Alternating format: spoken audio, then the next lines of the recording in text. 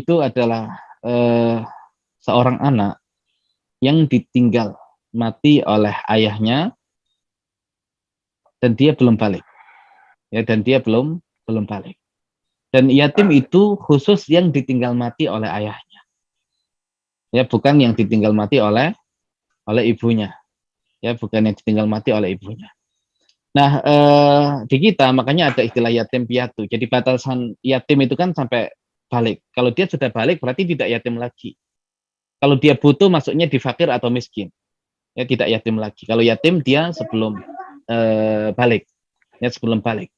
Nah, yatim itu yang ditinggal mati ayahnya, yang ditinggal mati oleh ayahnya, ya, dan kalau untuk ditinggal mati oleh ibunya dia tidak masuk hitungan yatim, ya. Dan kalau kemudian kita pahami kenapa kok yang disebut yatim hanya yang ditinggal mati oleh ayahnya, dan dia yang menjadi bagian dari hal-hal yang berkaitan dengan hukum, ya, anak-anak yatim. Dan anak yatim bukan termasuk yang menjadi mustahik zakat. Kenapa? Karena bisa jadi anak yatim itu kaya. Kok bisa? Warisan dari ayahnya. Ya, padahal nanti yang zakat itu kan ada 8 golongan dan yatim nggak masuk.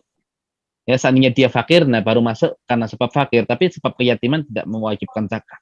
Karena bisa jadi dia kaya. Maka yang dibutuhkan oleh anak yatim itu bukan harta.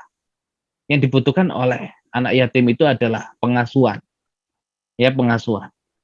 Ya, makanya tadi membutuhkan orang-orang yang siap untuk mengasuh dia.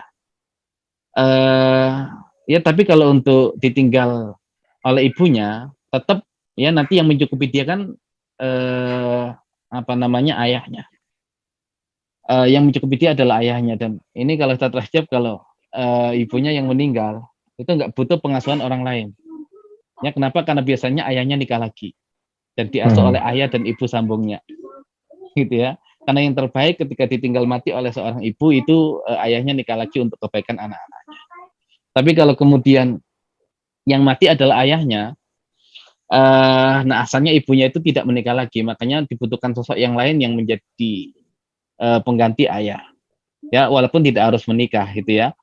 Contohnya ketika Nabi ditinggal mati oleh ayah beliau, nanti ada ayah susuan beliau.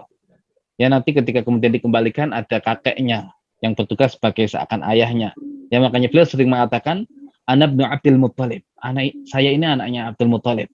Ya, nanti ketika itu diasuh oleh Abu Talib. Tapi intinya yatim itu adalah seorang anak, baik laki-laki ataupun perempuan, yang ditinggal mati oleh ayahnya dan dia belum balik.